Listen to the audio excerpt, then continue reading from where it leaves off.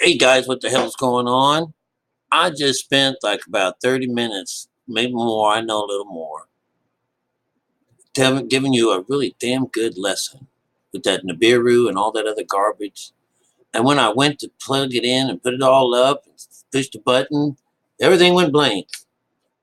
It's been happening. It's happened a couple of times. Can't tell you why. But generally, I have no idea as to why some things come between me and you. It comes down to learning. There's only about half a dozen or so of you guys watching or listening or even comment. All right. But, anyways, I'm going to do it again. Okay. I just can't find it anywhere on my computer. And it wasn't even started as an upload. But, damn, what a lot of work that was, too. So maybe I can, second time around, use it a little better. But as I was running around in the Samaritan text, I came across a tablet that had been it's part of the text where the Noah story comes up, where this guy, what is his name? Starts with a Ziusudra. Ziusudra. All right. He is this particular guy in the story. Well, it just so happens that this particular tablet, this cuneiform, is written in cuneiform, didn't have numbers on it, but in place it was like a little dash, and then they started it out. And then there's pieces of this that were just obliterated and taken out, and pieces broken off altogether. And so there was not a lot of information coming out of this. But it was a tablet that looked like it had a beginning and it had an end. And so I started off when I started doing this, because it was only first three scriptures. So I started off with 1, 2, 3 to see if everything would work. All right. And so I don't have to know what the number is, but I could tell by what was being spoke about what that number was talking, what they were talking about. That was the idea of training your ears to hear stuff. And so what we get here is at the beginning they're announcing their pantheon. All right, their group, their gods, their people that are in charge. Now remember, these are kingdoms in our world. All of these are kingdoms. Those particular things up there. All right, a kingdom against kingdom, and the first kingdom is about our mind, the consciousness of the person that's on this trip. It's usually the king. It's usually the boss. It's you. It's the beginning. And then the stars and a moon comes in next. Moon is the mother. This would be our spiritual side. And in this situation, it's a male energy. All right. And it's okay that we go to males, because that's the works. We have to do that first. That's the male, the extension of the second mind, or the second part of us being part of the male conscious. So that's okay that it becomes a man, all right? In some of these cases, it's an older mother, all right, or a sister, an older sister. And the younger sister is usually the good one. The older sister is the bad one. So you can say the same thing here in this story, is that one of these guys represents something not so good, and the other one does, all right? And so we get their pantheon. Their pantheons of gods are no different than the God of your father, the God of Abraham, the God of Isaac, and the God of Jacob.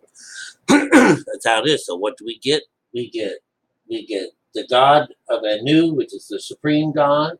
We get the God of weather and Nel. We get Inky, which is the God. He's the guy who's in the situation. He's the head biologist, the guy who's doing a genealogist. That's his job, right? And this Nisarag here over on this side here. Well, this person over on this side is a goddess, a female goddess, but she winds up being like this. All of the Samaritan kings feed from her bosoms, All right. So if you were to think about that, this is the bad gal. She's and all of these civilizations on Earth are feeding from her, and they've all got together. At least they all got together and said, "We are going to kill all earthly people because we are sick with them. We want to kill them all. I don't want to have anything to do with them." Inky comes down and tells this Zeros guy, this Shurda, hey, something's gonna happen. Something terrible's gonna happen. You're gonna have to make this boat. I want you to say this and this. So he gets an instruction. And it's just so beautiful because as these stories go down, the number system pops right out.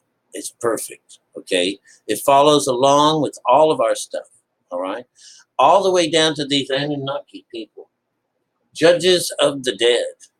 That you know that you're this Anunnaki because this is talking about what's going on inside, what's in the midst, what's going on inside of here. And this is where everybody thinks, oh, they're lizard people because they live in the dark. They're in the dark. They're down in this place where we call the valley of the shadow of death, or death itself. That in my last stories of these Inky people, where we have a woman in particular, what was her name? Orishigal. All right, she's the goddess of the dead. So she's the first one that we have to see in her stories. But she is cleaned up by Inanna, all right? And she's the goddess of God and wisdom. She's the one who brings the light into us. And that's the same way here, where we have Enel, this is a man god, and then we finally get an into, which is the sister. Sister, she's a goddess, she's of light. She brings light into our lives, all right? Same way with this U2, over here on the side. It's kind of interesting.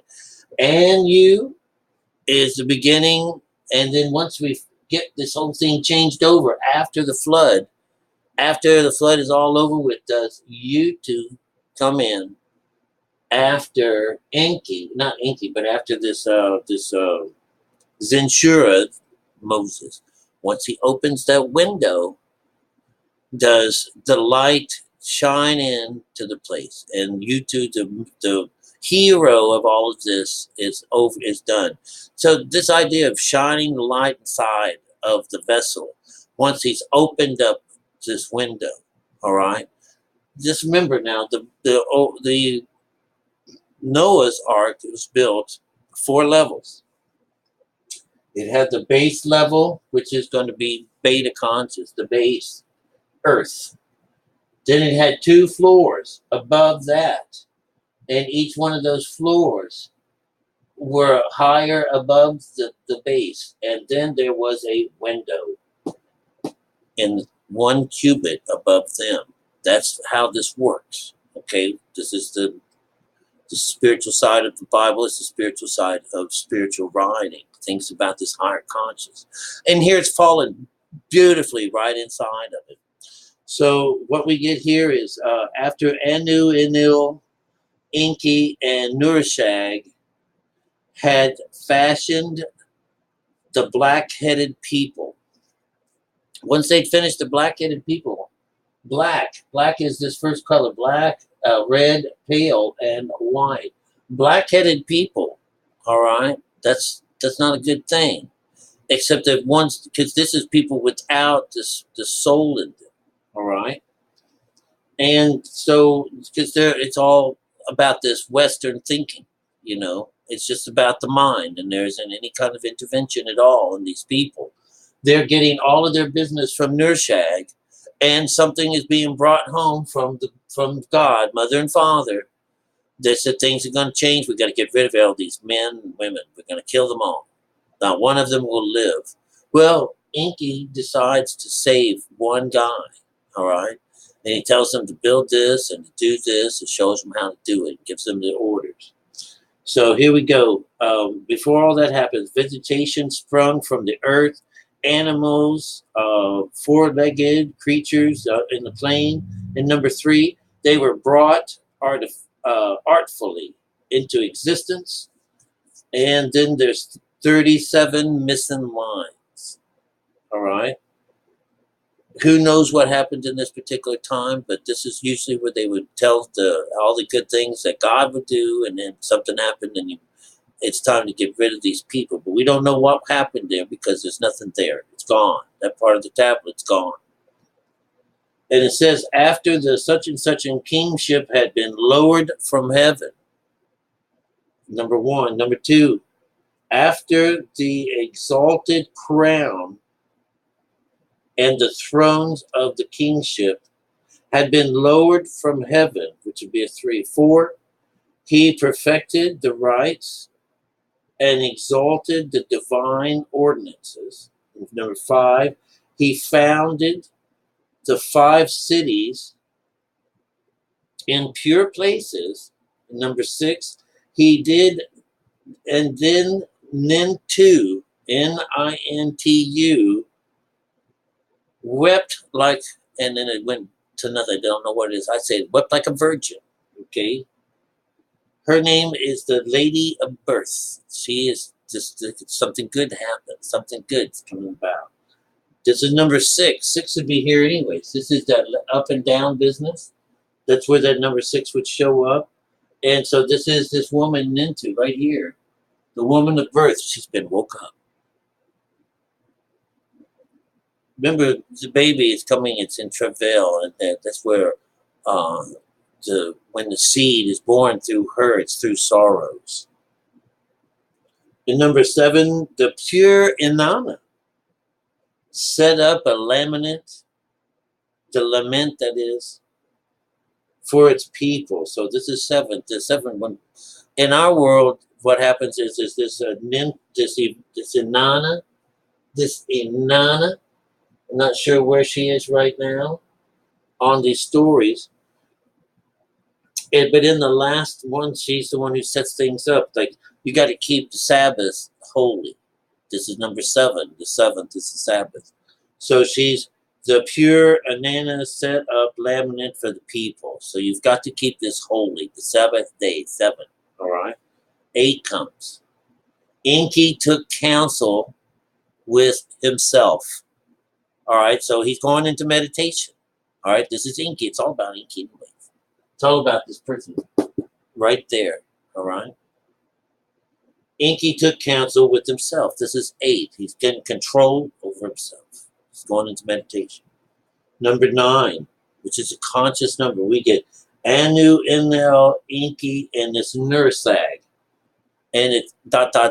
Who knows what they said? Okay. 9. Now 1 comes in here. The gods of heaven and earth utter the name Anu and Enlil. All right, so this is number 2. Anu is male, is the mind, and then Enlil is the queen, or would be.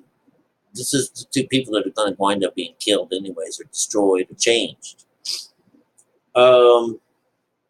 Then did Zishurda, Moses, the king, the priest of such and such, because we don't know what happens from that point on. And then we said, is given orders to build a giant something. This is on 3.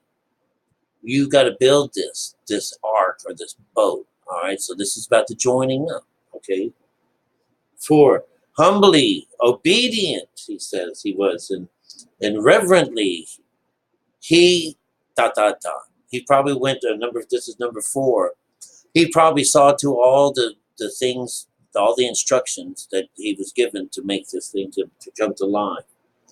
And number 5, which is about the body, usually of the brethren or something, attending daily, constantly, he probably was seeing over the building, the creating and the making of this ark. This is the works, all right? And on 6, bringing forth all kinds of dreams. He, and who knows what comes on after that, but it shouldn't be too much. These are very short stanzas here. In number 7 in this, before it stops, it actually stops for a minute. It says here, the God's wall. All right, the God's wall. Now, I know this as this, he's made it to the sixth chakra. He's made it to this gate. And where I've heard this idea before, because he's been told he's a seer, so he's been told to come by the wall. He's going to lend the ear. And she's going to listen to someone. The last I heard something like this was in that story with, what's her name? She was just in our last story, right? Damn it. Let's bring her up in a minute, all right? Not going to say Ruth. It was after that. Damn it. Anyways, that's how it works with my mind. So what we get is we get revisited back to this Zenshura after some break in the stories here, all right?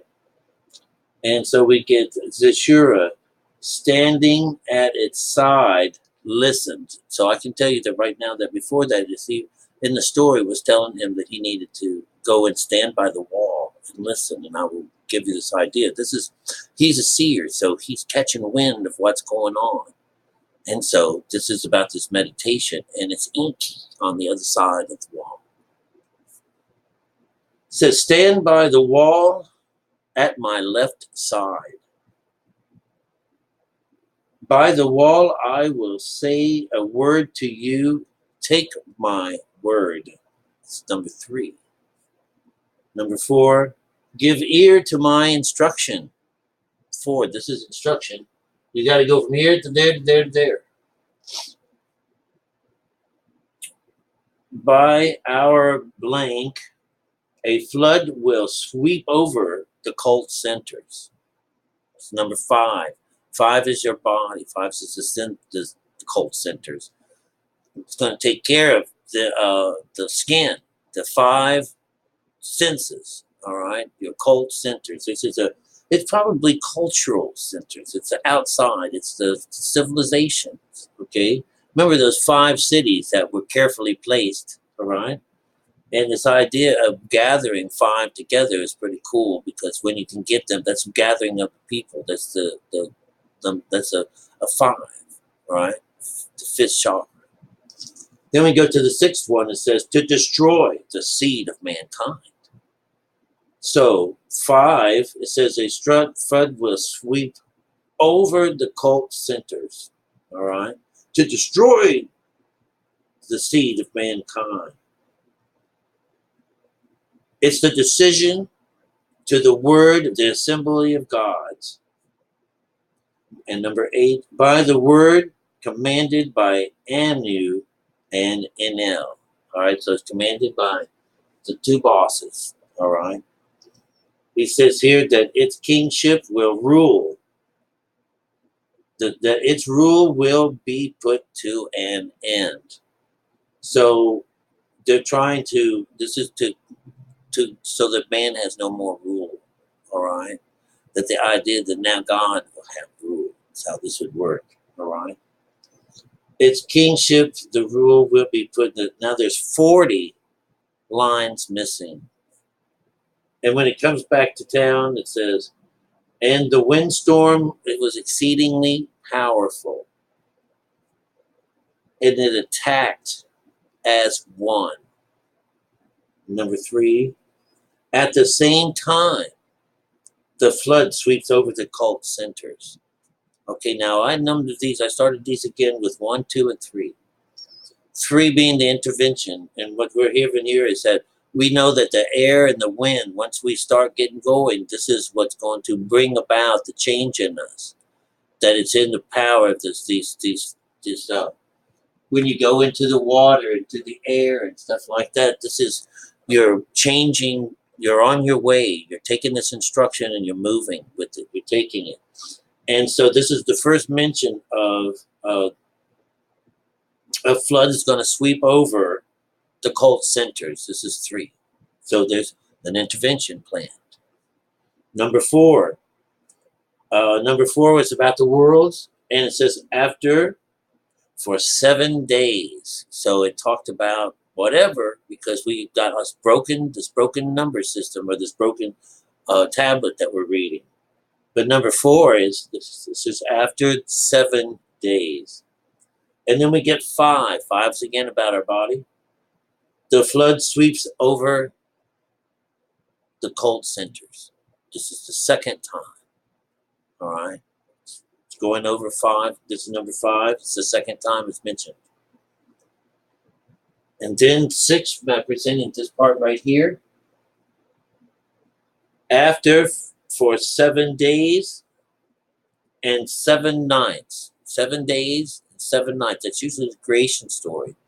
So during this is the Kundalini situation. That's what I would think here is number 6. All right.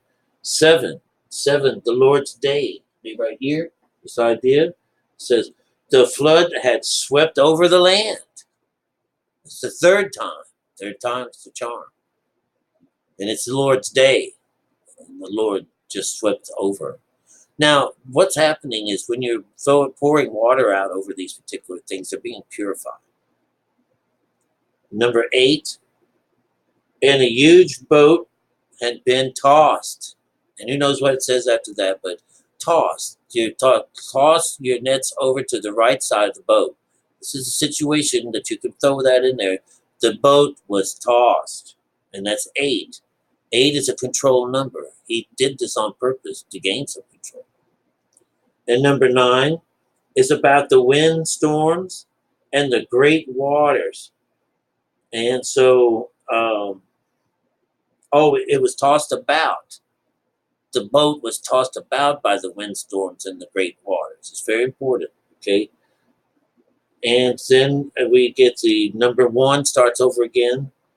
You two came forth, who sheds light on the heaven and earth. Okay, remember this is the birth of the new mind and the new line and the new the vessel, the wine skin, and the new wine.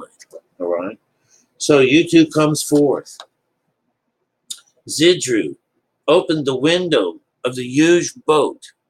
This would be number 2.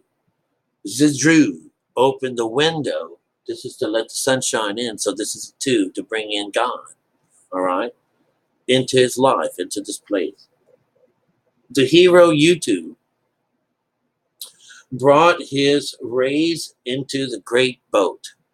So if your eyes are single, your body will fill with light. And number 4, Shizurda, the king, prostrated himself before Utu. And that was the end of that tablet. All right. So what's really interesting about these stories is that they follow right along with ours. All right. They're just different people, different names, different stories, but each one of their stories are saying the same thing. So we're being brought, these thoughts of ours comes through a cosmic tree of life, which is right here in the middle. All right. I don't know if you can see it, but it looks like a palm tree. It's got a couple of things that looks like an ovary. But whenever I look at this in real life, it's the cosmic tree of life. And it's got the eye up in the top here. It has two it's an up delta and a down delta. And so the up delta is us meditating, trying to send up a desire or a want. It's a prayer. And the down delta is being brought down to you. And this would be when they're connected together. This is the stars coming down to earth. All right. So this would be the Star of David. You know, it's been manipulated and stolen and done so many things with. But in this real story here, we get Enel over on this side, and it's a hoofed guy. And if you can remember this, and this is about being inside of us. So this is spiritual side. And we get the spirit of the forest over here. And the last I heard of the spirit of the forest in any of these stories is when Buddha is taking the 3rd run of his business, where he is out in the wilderness underneath the tree and he's starved to death. He's in a spot where he's given it all. All right. He's emaciated. He has given it all. That's that point. So while he is in the state of of decay and fasting, does a little maiden of the forest come by and see him and call him this, the spirit of the forest? And she runs over to him and starts feeding him. And as she's feeding him, he is restored back to life. That's how these stories work. You want to find this maiden. You want to find this light. You want to bring life back into you. But you have to, you got to go through this process. You have to go through the death side of things first, I want you to look at just a few things before the hours tick on, and I hope this gets out this time. This is a snake. This is the serpent gods. Look at it. It's built the same way. It's got your mind on one side, and we've got this your second and third and fourth. They're looking different directions. This is about repenting. You're always looking to the outside here. And over here, you're looking towards the sunrise, all right? Over here, you're looking for the sunset. That's darkness, so you're in far set. Over here is the sunrise. This is where you want, the white side. It's absolutely beautiful. The Anunnaki in these stories, because this is on the inside, and it's about traveling and moving about. People looking at this as being... those are where you get your serpents from, and that all these people and things in these stories are people from star people. Well, they are star people. They are what's inside of us is our the star is the seed. That's the star. Remember, this is the stars are in this bond here, and it's all about us. So these star people that they're talking about are really about electrical energies inside of us. Like our messenger even is looked at as this, this shape-shifting, lower feeding animal. And, so what? So what? We have to follow this lower side. We have to be this, this thing that's doing things on its belly and stuff like that, enjoying itself and basking in whatever earth can give us, But this idea of everything that's happening when we're in meditation is this idea that after nightfall, when it comes dark time, this is nighttime down here to morning and to when you wake up. This is all the fall and winter months. This is as you walk through the valley of the shadow of death, all right? That's this place. You have to remember it starts out right here because the Virgin is in this particular spot. You're coming to Libra. The Libra is where you're going to balance the right and the left sides of your brain. This is why you're going this way. All right. And did you know that the UTU is another way of saying Israel? All right. It has to do with a balanced mind. It has to do with a balance of two things. Where ye to you is this idea that you and you, it's about decision making. This God is the supreme God, and he's also of the judgment. All right. So this is this idea that they want everything to be even and equal, and so it's all the same story. Whenever we finally get mother and father together, does our mind become even? All right, so it's the same stories and it's the same outcome.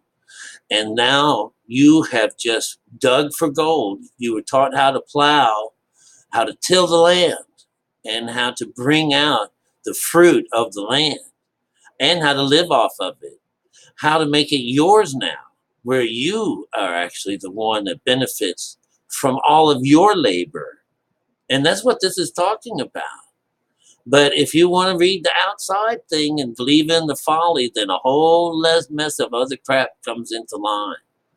But all of these stories are talking about meditation and all of it, right down to the Anunnakis, all right? Right down to them. It's all about you and me. Nobody gets genetically manipulated in any way, shape, or form. Regardless of how old these texts are, yes, they are very, very much like, oh my God, you know, scientific, I mean, to the max. The idea that those people knew what the hell they were talking about, and even like Vermanas and stuff like that, and the Hindus, this is thousands of years ago. Yeah, those people, and you want to think that this is the cavemen. The cavemen did all of this science. It's crazy. It's absolutely crazy. It makes so much more sense like this than putting flesh on everything and believing that it's real. All right? And there's nothing about it on earth. You can say that when you go and you find it about around Zimbabwe and all these places, that there's just so much gold, and there's so many, they found so many places where they've drilled and hunted for gold, that they would take these and give them to the gods here on land. They didn't, this idea that there was a transport system between Earth and the gods to feed them with the gold, which they so much needed, so that they can maintain an even balance in their atmosphere. Right? They were going to disperse it into their atmosphere so that it makes everything work and everything's nice. All right. It's a critical component in making things even, right? So this is what they do. They teach you how to do that. These guys came down and started chopping down trees, teaching people how to grow into better beings. And that's the whole point behind it all. From the Anunnaki to Nibiru, this balance, this planet of the crossing. Once you are crossed over, yes, you're the new kingdom. You're the new man on the block. You are the newest creation under God. Absolutely beautiful. But all these stories are talking about the same thing. Sorry to burst your bubble. It's a bad news for those people that are waiting for the end of times and wishing on it, and praying for it, and hoping for it. Enjoy your poverty.